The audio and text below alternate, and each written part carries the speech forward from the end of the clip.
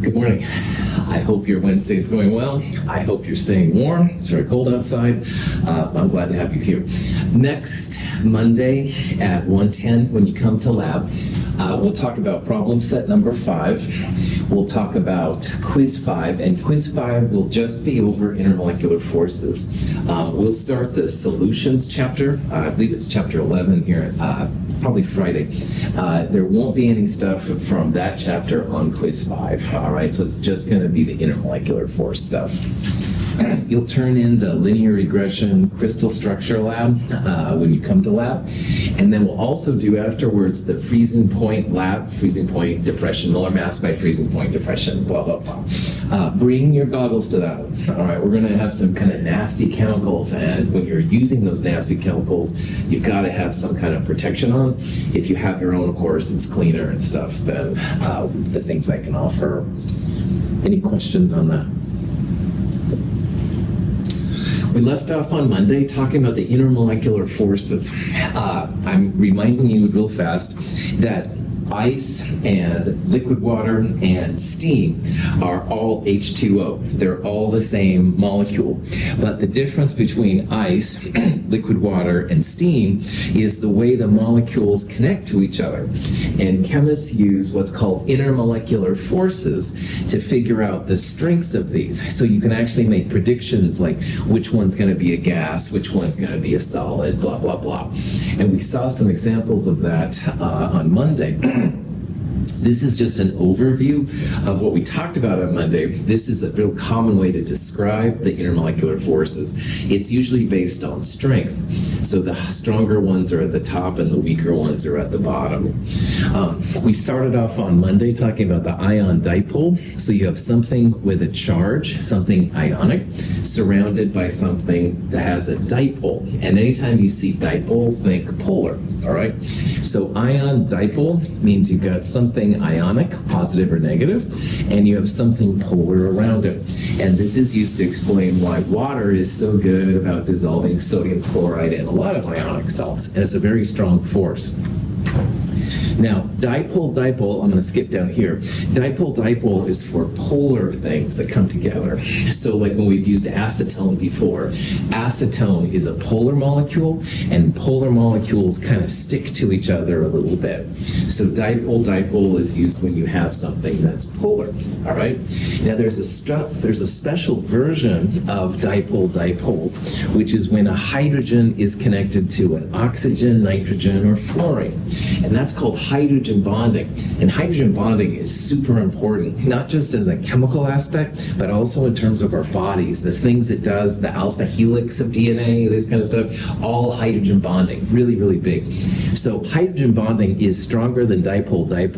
It's hard to say if hydrogen bonding or ion dipole is stronger. Don't lose any sleep about that. Just realize they're both strong forces, and definitely realize that hydrogen bonding is dipole on steroids. All right. Then you got dipole-induced dipole. They use this a lot to justify how fish get the oxygen to breathe.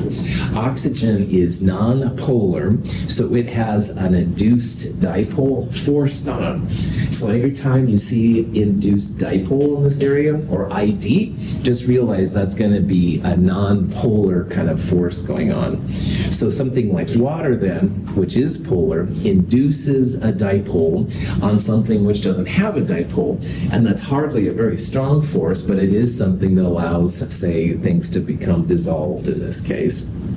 So you can recognize dipole-induced dipole, something polar, the dipole, with something non-polar, O2, N2, helium gas, carbon tetrachloride, although that would be nasty in water. But anyway, whatever it is, all right, something non-polar with something polar. And then the weakest of all of these is what I'm going to start referring to as the induced dipole force, abbreviated ID for a lot of reasons. However, in some books it's called dispersion, and in some books it's called London dispersion. And you can use any of those terms that you want to. It's a non-polar force. And when things get cold enough, even things that are non-polar, they kind of induce a dipole on the other ones. So things that are nonpolar making them polar is very, very difficult. It's not a very strong force. That's why it's at the bottom. But if you have a nonpolar compound and it forms a solid or a liquid, this is what's used. So all of these forces are used to justify when things become liquid or solids, but we also going to assume that gases have no intermolecular forces on too. Yeah. So for ID, is it just for compounds or can it do its atoms too? Can it be what too? Can it induce a dipole on just compounds or is it atoms as well? Oh, yeah, it can be atoms. So you could have like helium, for example, which is just an atom, all right? And two helium atoms can come together and induce a dipole on each other. You bet. That's right. And of course, when you have atoms, it's even less impressive than these molecules right here, but it's totally possible. You bet, Emery. Good question. Questions on that? Okay, so the kind of things that I want you to recognize is just first of all, how to identify which force you're dealing with. So here's an example. Potassium chloride does dissolve really well in water. And the question is, once the KCl dissolves in water, what kind of intermolecular forces will you have? Well, KCl by itself is an ionic compound. And ionic compounds, like the metals we saw in labs on Monday, are very, very strong. Ion, or metallic. But that's not what we're talking about here. We want to know what happens when the ions are in water. Now, water is polar, so it's at least dipole, but water has an OH bond, and anytime you see OH or NH or FH, that's going to be that supercharged hydrogen bonding force. So water by itself would have hydrogen bonding. It's more than dipole. But again, we don't want that either. We want to know what happens when KCl dissolves in water. So let's look at KCl. Is KCl covalent or ionic? Ionic, my man, good. It has a positive K plus and a negative Cl minus. So KCl is ionic, and it's dissolving in water, which is supercharged dipole hydrogen bonding. But let's focus on the dipole. It has a dipole. It has a measurable amount of polarity. So you've got something ionic, something with a dipole. That means this crazy thing is going to have the ion dipole force, because you're going to have K pluses running around as well as Cl minuses. They're going to be surrounded by the waters to get them to dissolve. Waters have the dipole, ion dipole force. Any questions on that? All right. We're now going to change gears a little bit, excuse me, and talk about liquids and a little bit about solids and how to interconvert with them. And the reason we did gases first, we're going to see, is because liquids have a type of pressure over them, and we'll talk about that here in this section. Now, this is a little slide from the kinetic molecular theory, which justifies why compounds like water, or any compound in theory, can make solids, liquids, and gases. So liquids in the middle are they are held together, kind of like solids, but not in the same way. So if you had a solid, you could pour it on the desktop, but it would stay like chunky, all right? On the other hand, as I found accidentally this morning, you pour water on something, it goes all over the place. I had a little flood. Anyway, that's TMI, sorry. Anyway, liquids don't stay together, all right? Solids do, all right? But the liquid it doesn't like everything, like a gas, like it all goes away, unfortunately. It does stay together, it goes to whatever kind of volume you send it in. Now, liquids have molecules which are pretty close together. Not usually as tough as solids, but pretty tough. It's hard to compress them, so you can take a gas and pressurize it, make them go down to a really small amount, or you can let them go. So liquids are really an interesting state of matter as well. They're a lot different, of course, than solids or gases. According to the kinetic molecular theory, the molecules of a solid are locked in place, though they have motion. Molecules of a liquid are closely associated with each other, but move relative to one another. Molecules of a gas move independently and occupy a much larger volume than those of a corresponding liquid or solid. And again, the reason why these form, solids have really tough intermolecular forces that hold on to each other so they don't move around. Liquids do have intermolecular forces working on them, but they're not as strong. All right, that's why they are more flexible and they flood your desktop, as I found out. Gases, on the other hand, have no intermolecular forces. Their energy is so high that they break any intermolecular forces that might form. So if you want to take a gas to a liquid, you've got to cool it down. You've got to get rid of some of that extra energy. On the other hand, you want to turn your solid into a liquid, you've got to heat it up a little bit. You've got to add some energy, making those intermolecular forces not quite as tight, which is what liquids have. Now, making a liquid into a gas, a liquid into a solid, stuff like that, is something that scientists are always interested in. And like I just said a second ago, if you want to make your liquid a gas or take your gas and put it into a liquid, it's all about the energy. So making a liquid go to a gas, you've got to add energy, all right? Because gases are just running around, bouncing around kind of thing. No intermolecular forces, they have so much energy that those intermolecular forces are worthless. So anytime you go through an evaporation of a liquid, which is the fancy name for liquid to gas, you've got to add energy, all right? Have to break those intermolecular forces. On the other hand, you've got a gas, you start cooling it down. Cooling it means you're removing the energy from the individual molecules. And when you cool them down enough, the gases can no longer be independent. They start to make intermolecular forces. Emery mentioned helium. That's one of the hardest ones to get to go to a liquid because they're so small. It's really hard to make any induced dipole force. So condensation is the fancy name for taking a gas to a liquid. But the important part, anytime you go liquid to gas, have to add energy. It's always endothermic. And I don't say always a lot, but I can say it here. On the other hand, going gas to liquid, you're going to remove some of the energy. Energy is going to be released, and that's going to be exothermic. But an interesting thing happens at the surface of the liquid. So in this little picture right here, imagine this is like a beaker or a glass of water or whatever, and you've got the liquids down here. And some of the molecules down here are going to get enough energy to get to the gas phase. And that's an evaporation process. It takes energy. You have to add energy to do it, so it's endothermic. But some of the molecules, once they become a gas, they want to go home again, all right? They want to go back to the bulk, to the liquid. And so some of them in the gas phase will lose energy and go back to the liquid phase. So the molecules of gas that are right over the liquid, those we're going to start calling vapor molecules, or it's going to create a vapor pressure. And all liquids have a little bit of gas over them, all right? Until they totally escape the mother lode and get away from everything. There's like a little bit of a no man's land, I guess, kind of over it. I don't know. And that's going to be really important for us to understand why things boil. Molecules of a liquid have a range of kinetic energies. Some have enough energy to overcome intermolecular forces.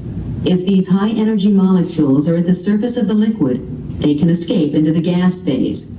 This is an endothermic process. If your container is open, eventually all the liquid goes away. Because at first some of the molecules get in gas and they go back down, but eventually they start escaping, all right? So if you leave your stuff around long enough time, then it will go away and the process of evaporation will be complete. Remember in the back of your mind, like we saw with the gases, though, that there's a range of energies, all right? And this graph right here shows some kind of gas or whatever at a low temperature in blue and a warm temperature in red. And there's always going to be some value right here where you can start the evaporation process. So even at the colder temperatures, you're going to have a little bit of molecules that are able to overcome and start the evaporation process. But if you can heat it up, now everything to the right of this arrow and under this red line, all of that represents the molecules which can't do it. So as you warm things up, you have more molecules able to escape and able to be evaporated. But even at the coldest temperatures, if you have a liquid, you will have some of them with enough energy to make the gas phase. And that's going to be really important to us here in a little bit. You're going to start seeing the term vapor state or vapor pressure. And vapor state or vapor pressure is just the however amount of molecules that are able to be a gas over a liquid. And any container, Marquee or coffee or whatever you have right there, even that we can measure probably the vapor pressure of the liquid over that and stuff to see what's happening. Yeah. So does that also, like for sublimation and deposition, does that also have like things that are vaporizing? Absolutely. In sublimation and deposition, you have a solid with a gas over it, but it's the same idea. It's not as dramatic, Emery, as liquids with gases over them, but it is the same concept, you bet. And they can have enough to finally start escaping, or it'll be cold enough that they'll start reforming a solid. And dry ice, carbon dioxide is a great example of that, so you bet. So this does apply to solids that go directly to gases or gases that go directly to solids. There's not as many of them around us. Carbon dioxide, dry ice is something you can buy at Fred Meyer's. And it's kind of fun to play with. But anyway, that's an example of a compound that does go directly from solid to gas or gas to solid. You bet. Cool. Other questions? This is an example of a flask, beaker, whatever, but it's got a lid, all right? We're not letting the molecules escape into the outside. And so if you wait for a little bit, and it might be seconds, and it might be hours, it's hard to say, some of the liquid will have enough energy to go into the gas phase, so you start creating a little bit of gas in there, but then some of those gas molecules start going back to the liquid. And if you wait long enough, the liquid going to gas and the gas going to liquid are at the same speed, all right, the same rate. Chemists use rate a lot of times to talk about speed, but it's the same thing. So when you get to that point where the speed of evaporation and the speed of condensation are the same, and again, evaporation, liquid to gas, condensation, gas to liquid, when you get to that point, you can actually measure a pressure. And this is what a vapor pressure is. An equilibrium vapor pressure just means that the speeds are the same, but all liquids are going to have some gas over it, and you can actually measure it, like PV equals nRT kind of stuff, like we did in the last chapter. And we're going to see that vapor pressure helps scientists to understand why liquids evaporate faster and slower. It's kind of an interesting concept. In a closed container, molecules move back and forth between the liquid and gas phases. If the rates of crossover are equivalent, the overall amount of substance in each phase remains constant. The system is said to be in a state of dynamic equilibrium.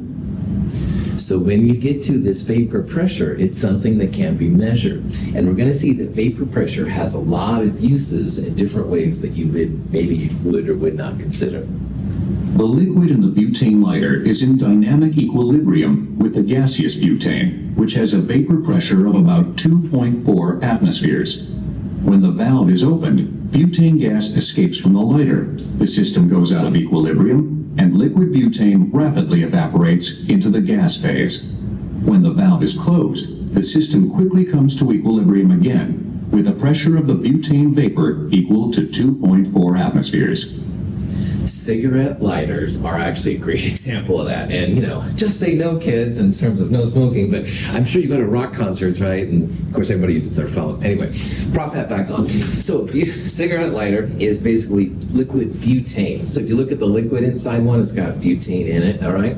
And when you open it up and you make a spark, then the vapor pressure of butane over the liquid starts coming out. And butane, like all the alkanes, are great fuels, all right? So you create the flame and you can show your band you like them or whatever you do with cigarette lighters. And then of course you stop it and then the vapor pressure rebuilds and stuff like that and you're good to go.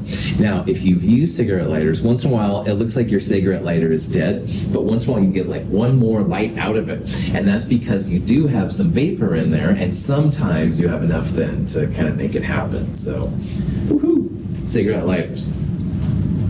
As heat is added to a beaker of water, the vapor pressure of the water increases, thereby increasing the rate of evaporation. If enough heat is added, the vapor pressure of the water equals the atmospheric pressure. At this point, large bubbles of vapor begin to form in the liquid, and the liquid boils. In the last chapter, good old ideal gas law, PV equals nRT, all right? Pressure on the left and temperature on the right, they're proportional. So what that means, one goes up, the other one goes up, and one goes down, the other one goes down. So this is a graph of the vapor pressure over liquid water. And you can see as temperature goes up to the right, the vapor pressure increases as well. So one thing I want to get across here is that you bet as temperature increases, your vapor pressure goes up. And as temperature goes down, your vapor pressure goes down. But what's really cool, in my chemist opinion, about vapor pressure is that eventually the vapor pressure, this blue curve, equals the atmospheric pressure. Now usually 1 atmosphere is considered to be standard pressure, all right? And when you get to that point, that's where boiling occurs. So the boiling of a liquid, water, methane, whatever, is going to happen where the vapor pressure of the liquid equals the atmospheric pressure. And for water, then that's going to be right here. It's going to happen about 100 degrees Celsius and about 1 atmosphere of pressure. So vapor pressure allows chemists to understand when and why substances boil. And it's kind of a cool thing. Now, you can probably see that if you change the pressure, i.e. lowered it, you're going to have lower boiling points, all right? So for example, in Denver, the mile-high city, the pressure is lower. I don't know what it is. We'll say it's 600. It might boil more like 90 degrees Celsius. And the higher in elevation you go, the lower your boiling point's going to be. On the other hand, Death Valley is a little bit below sea level. It actually sometimes has a pressure higher than 1 atmosphere. So if we extended this curve, it would boil a little higher at the higher pressure. Oh, it's all coming together. Forget her, I can cook. Here we go, mac and cheese. Boiled water. What am I, a chemist? The American Dad is not a show I recommend watching, but I did like that part, be a chemist, mac and cheese. All right. In the flask is water heated to about 55 degrees Celsius, well below water's normal boiling point. We use a device to evacuate the air from the flask. The water boils, though its temperature remains at around 55 degrees. So if you lower the pressure, you can make substances boil quicker, all right? And a lot of times in a chemistry lab, you'll have some compound that's dissolved in water, say, but the compound will break down, say, at 80 degrees Celsius, and water boils at 100. So if you want to get rid of the water, what you can do is lower the pressure. And in this case, that's what they're using. They've got a vacuum connected to a round bottom flask, like we used in the molar mass volatile liquid lab. You can actually make water boil at temperatures less than 100, all right? You have to change the pressure in order to do that. But that's a real useful kind of thing as a scientist then, if you need to get rid of the solvent, all right, and just have whatever the solute is, good to go. However, Heating the liquid water converts it to a gas, which pushes molecules of air out of the container. The inverted can traps the gaseous H2O when we place the can in cold water. The temperature change converts the gaseous water into liquid water, which occupies a much smaller volume. The can is crushed by the pressure of the atmosphere. This is actually something you can do at home. Be careful, of course, because you got flames and stuff. But anyway, they have a regular cup, a can, like, pop or beer or whatever, and they put just a little bit of water in there. All right, not too much. And what they do is they then boil the can. They put it over like a flame source or something like that. So the liquid inside the can becomes a gas. And then if you carefully take the can and invert it into cold water, well, the can had water vapor inside. You invert it into cold water, all of that gas recondenses to a liquid, all right? And as it does that, the pressure goes way down inside. So all around us all the time, like we talked about, is atmospheric pressure. There's like no pressure anymore in the can. Can is crushed, and it's pretty spectacular. So this is a fun thing to do if you've got, anyway, just something to do. An implication of this, however, is that if you have a big rail car and you've got just a little bit of gas, maybe on a hot day, and you start putting cold water over it, bam, the whole thing will squish. And apparently this was a problem for a long time until they realized what was going on. If you have a vapor pressure inside and all of a sudden it goes to zero, you're in this, not just an aluminum can, but the whole train car here is totally squished inside. So you have to be very careful if you're a trained person. So, chemistry. This graph shows 3 different compounds. Diethyl ether, which is polar. It has an oxygen. And remember, oxygen likes to have 2 lone pairs. It's got an ethyl group, but it doesn't have, nothing around the oxygen is the same, so it's polar. This is ethanol, which is drinking alcohol. It has 1 OH. The oxygen, again, makes it polar, but this also is the magic OH bond. Remember, if you see OH, NH, or FH, that's hydrogen bonded. So ethanol has hydrogen bond. Now, water has not just 1 OH, but 2 OHs. So you can imagine it has like twice the hydrogen bonds of even ethanol.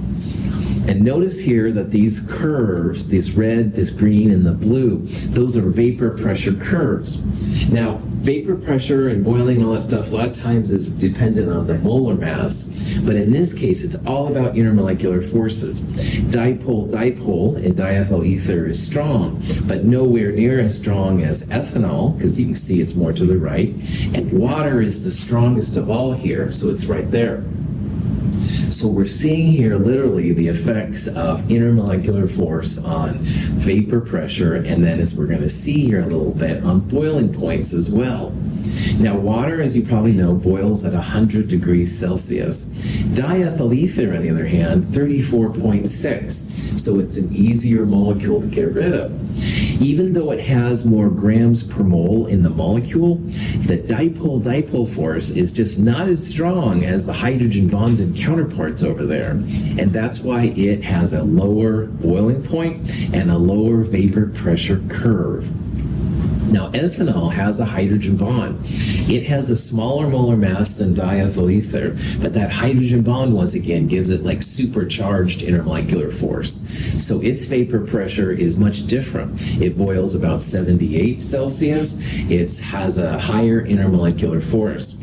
But of all of these, water has the strongest intermolecular force. It doesn't have just 1 OH, it has 2 OHs, so twice the intermolecular force power.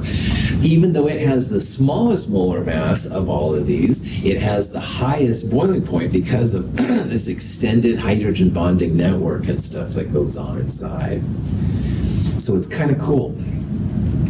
These kind of graphs are pretty helpful to chemists. It allows you to tell quickly what the normal boiling points are for the compounds. And again, normal boiling point happens at 1 atmosphere of pressure. And 760 millimeters of mercury is 1 atmosphere. So if you just draw a line from 760 over, where the boiling or the atmospheric pressure goes through these vapor points, that's what the boiling point's going to be. So the normal boiling point is where the compound will boil if you're at 1 atmosphere. You can make these compounds boil anywhere. You can lower the pressure down to 400, and these would be the new boiling points. But the normal boiling point is where the thing boils at 1 atmosphere of pressure. So boiling points will change with altitude. That's going to change the pressure, all right? But we can also then use this fact to see how much vapor pressure of water is at this temperature, or what diethyl ether is at this temperature, stuff like that.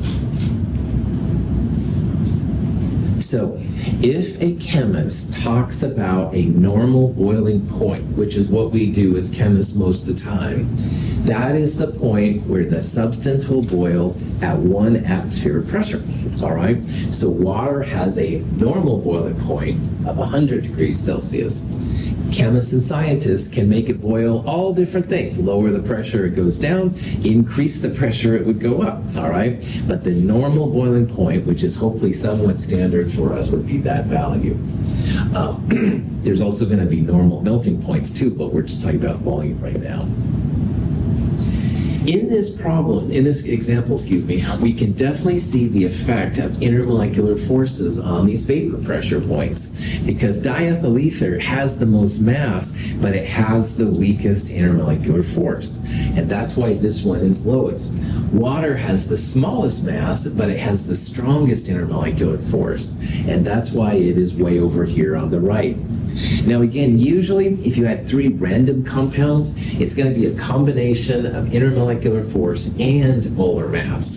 But here, the intermolecular forces are so powerful, you can see it goes dipole-dipole, which is strong but the weakest here, 1 hydrogen bonding source in the alcohol, or 2 hydrogen bonding sources in the water. So intermolecular forces are a big-time player here. Questions? So here's a question. On the basis of the intermolecular forces, all right, let's put these 3 compounds, methanol, methane, and hydrogen, in order of decreasing boiling points. So what that means is you want the strongest intermolecular force to go first and the weakest intermolecular force to go last. So methanol, CH4, methane, and H2. One of those 3 has hydrogen bonds in it. Which one is it? Methanol, you bet.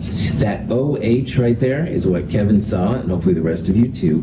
That's going to be hopefully a highlight. It's not just polar, it's not just dipole-dipole, it's the special hydrogen bonding one. So methanol will definitely be first here. All right, no question about it. Strongest intermolecular force. CH4 is tetrahedral carbon with only H's around it. That's going to be non-polar. And hydrogen, which is closer to what Emery asked about earlier with atoms, hydrogen is just 2 atoms coming together, and that's very, very non-polar as well. So we're going to say that CH4 and H2 are both induced dipole. They're the weakest force of all. But how do we pick which one of these should be a bigger boiling point? And then to answer that, that's when you go back to the molar mass of the compound. Because generally speaking, more molar mass takes more energy to get into the gas phase, and less molar mass takes less energy to get into the gas phase. So even though CH4 and H2 have the same intermolecular force, CH4 is roughly 16 grams per mole, and H2 is roughly 2 grams per mole. So it should take more energy to make CH4 boil. It's going to have a higher boiling point. So we would predict here that methanol is the highest. Hydrogen bonding should dominate almost all the time. And between these 2, which are both induced dipole, higher molar mass should have a higher boiling point. It's going to take more energy to throw it in the air. Little hydrogen is going to take hardly any energy to get in the air. That should be the easiest one to boil. Any questions?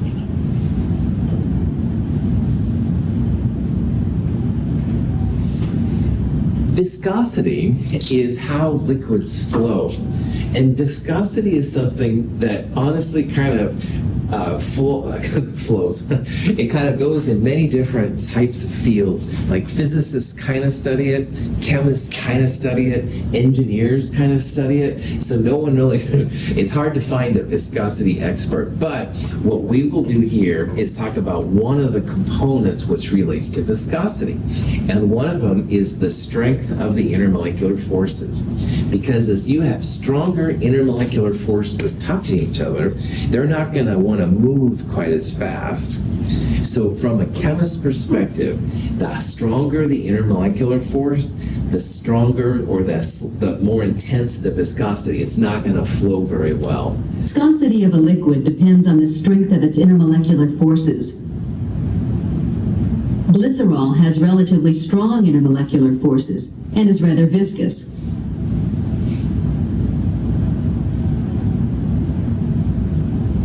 Its resistance to flow is high.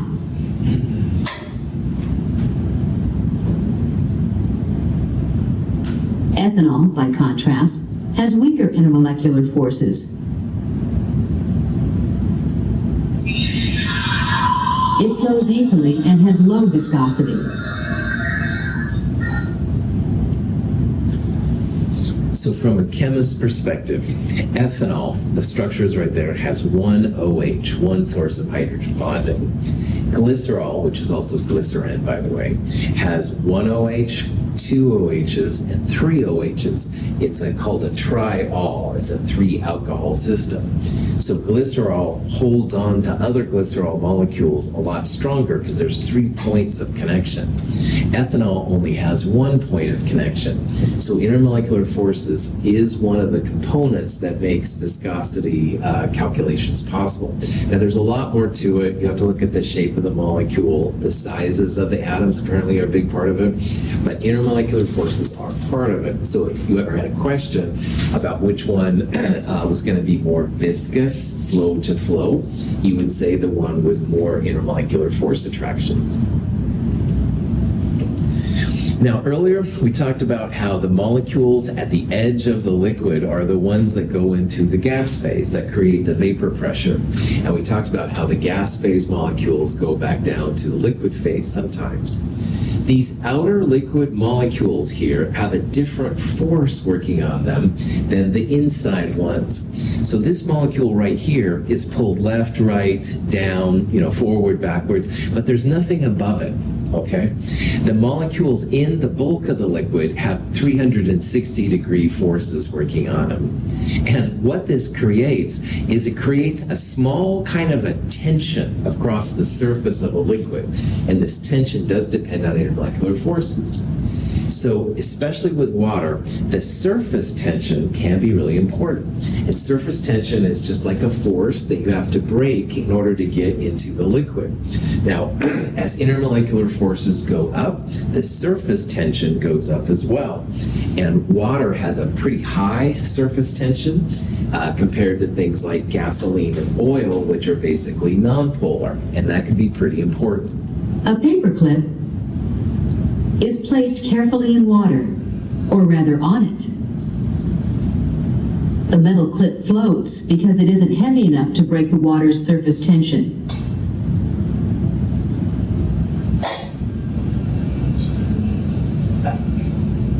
By adding a small amount of soap, we reduce the water's surface tension.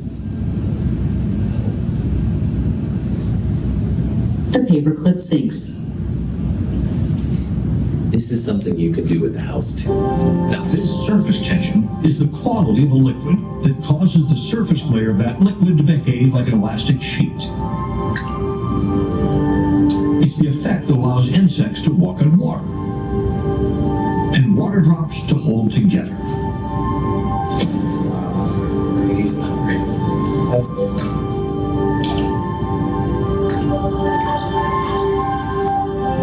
This cycle happens again and again until the droplet is small enough to be completely absorbed. So this is kind of a cool thing. Things you can do at home, kids. Anyway, you don't even need glasses for this one, but if you're very careful, you can take a paper clip and make it float on water, all right? It's amazing, and it's a little tricky, yeah, but I've done it before and stuff like that. You can do it too. Water has pretty high surface tension, so it's able to make like a little bit of a force, and if you have light things on it, they'll actually then float. And insects do this all the time, all right? If you're at a lake or a river and stuff, a lot of times you'll see the insects kind of hanging out on the top. They're small enough that they're not able to break through the tension of the water, which is kind of cool. Those drops happen. But man, the minute you add soap, like in that example, soap doesn't have the same intermolecular forces. They're a lot weaker. So your surface tension goes away, your paper clip sinks. Now in the environment, you start having oil spills, gas spills, these kind of things out there. Intermolecular forces are much weaker. Poor little insects then can't skip on the water. They can't float anymore, so they sink down, creates problems with the food chain and stuff like that. So surface tension is kind of a cool phenomenon. Okay, so here's a question you might see. It says, which of the following would you expect to have the strongest surface tension? And again, the punchline here, stronger intermolecular forces equals strongest surface tension. Now, of these molecules up here, all of them are dipole-dipole except for one. Which one doesn't have just dipole-dipole?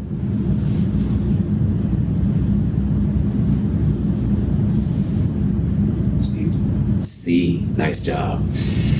Ethanol has an OH.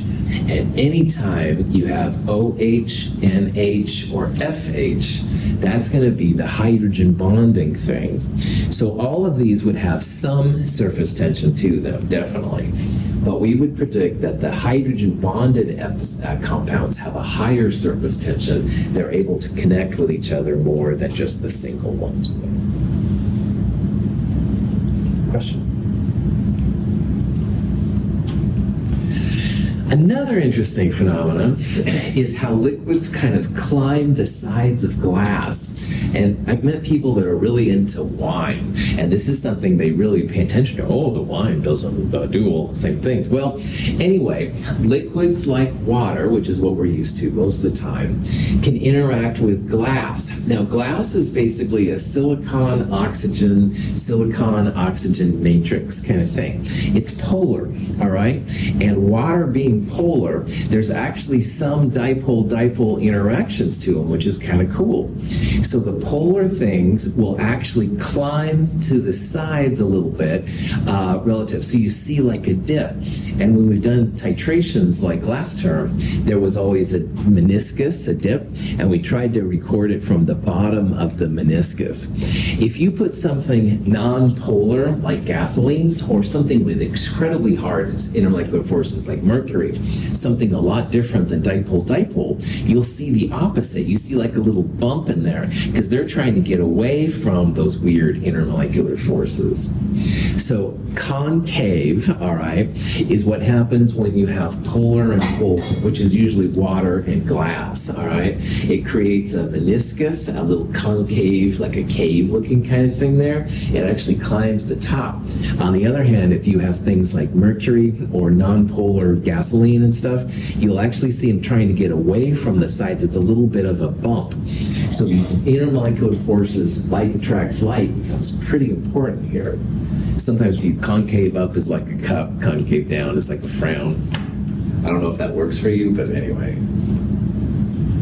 Intermolecular forces are cool. When a piece of paper is dipped in water, the water moves up the paper by capillary action. The attraction of the water to the surface of the solid paper allows the water to rise against the force of gravity. In the chromatography lab we did at the beginning of Chem 222, you let a piece of chromatography paper sit in solvent, and the solvent started to rise up the paper. And that rising of the solvent up the paper is called capillary action. And depending on the paper, it can be a slow or a fast process. We had a special kind of paper that was good for our solid. But anyway, if you put your newspaper in water, the water goes all through the newspaper. That's another example of capillary action. Paper is basically oxygen, carbon, hydrogen, lots of little small polar things. And they like polar molecules, so that's why it kind of starts running up the sides of it and stuff. So, all right. This next topic we're going to talk about is a little bit of a review from Chem 221, but it's about how to figure out how much energy you need to make, say, a solid go to a gas, or make a gas go to a solid. And poor Bunny here is an example of that. Now you can see that in this very cheesy video, the solid chocolate rabbit, heat's being applied, all right? And it's turning into a liquid and maybe a gas. You have to add energy. It's endothermic, all right? And that's the way it is all the time. Now, on the other hand, you can take gas and turn it to a solid, or a gas going to a liquid. That's always going to be releasing energy. So if you remember in the back of your mind that endothermic is going to be a positive number and exothermic is going to be a negative number, you can start to figure out how this all works. Now, if you don't have a phase change, if you're just increasing the temperature of, say, liquid water, but you're not turning the liquid water to a gas, or you're not turning the liquid water to a solid, that's when you'll use MC delta T, which is something we talked about in Chem 221. C is the heat capacity of the substance. M is the mass. This is the change in temperature. So anytime you're just changing the temperature but not changing the phase, MC delta T works really great. I do want to talk about, though, here how you go from, say, a solid to a liquid, or a liquid to a gas, or a solid to a gas, or vice versa, gas to liquid solids and stuff like that. If you go from a liquid to a gas, you need something called the heat of vaporization. And in Chem 221, I always said it was heat of something times mass of something. And that's a very appropriate kind of value. So scientists can actually figure out the heats of vaporization. And these are just some numbers: 40.7 kilojoules per mole for water, 12.6 kilojoules per mole for xenon. But if you look at these numbers, guess what? Intermolecular forces once again play a factor. Water has really strong hydrogen bonds, and it's one of the higher heats of vaporization. On the other hand, xenon here, which is totally not polar, like helium and Emery was asking about, that has the smallest heat of vaporization. So you do see some correlation between the intermolecular force and these heat of vaporization values. It doesn't depend on the boiling temperature, which is what those numbers are. It just depends on the intermolecular forces that are happening. And you'll never have to know / memorize / put on your cheat sheet any of these values, all right? But they are cool to know, and if you do see them, you know how to work with them. If you want to go from a solid to a liquid, usually the terms are called heat of fusion, all right? And it's just another kind of a delta H, all right? And your intermolecular forces will absolutely play a factor. So heat of vaporization is taking the liquid to a gas, and heat of fusion is taking the solid to a liquid. And again, you don't have to worry about the numbers. We're not changing the temperature here. Temperature changes are Q equals MC delta T. These are just changing solids to liquids or liquids to gases. Now, I'm sure that Manuel is curious how all these delta H VAP and delta H fusion terms come out. So if anyone is interested, this is the equation that's used. And goodness gracious, this is called the Clausian-Clapeyron equation. And this is not something that I'll ask you on the quiz or the midterm even, but it is how they calculate these heat of vaporization or heat of sublimation kind of values. And if you have two values, two temperatures, and two vapor pressures, you can find it.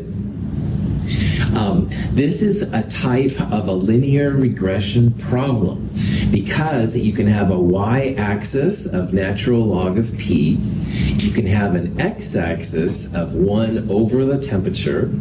Your y-intercept would be equal to c, which isn't honestly that helpful in my opinion. But the important part, your slope is going to equal minus delta h over r.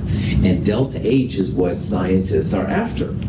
So if you really want to find the heat of vaporization, for example, you can absolutely do it. Take some points, plot it, put it in the linear regression. The slope equals minus delta h over r, and you can solve for delta h. Now, this is the first time we're seeing the other version of the gas constant. In the last chapter, r was always 0.082057. This is what I call the energy r. Anytime you have an energy term like delta h or stuff like that, 8.3145 joules per mole Kelvin is the value you want to use. Now on the midterm coming up in the quizzes, honestly, we're not going to use this value of R, but in future sections we will use this R. It's different than 0.082057. You can convert liters in atmospheres into joules. It is the same number, just with different units.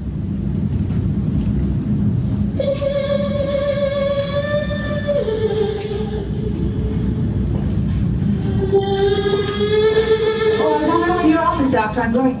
Doctor, what's the matter with him? Well, he's a scientist, Miss Barber. They walk around in a daze most of the time. Did you see his eyes?